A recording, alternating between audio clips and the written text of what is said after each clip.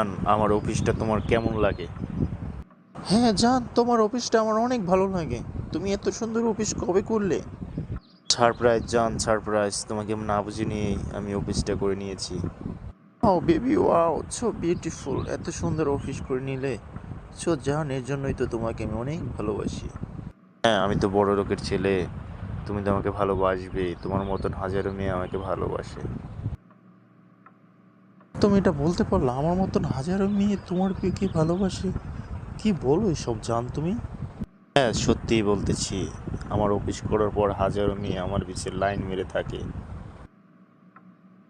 আমি তো বলি যে তুমি আমাকে নক দাও না, কথা বলো না, মেসেজ দিলে রিপ্লাই করো না। তোমার তো এখন অনেক ডিমান্ড।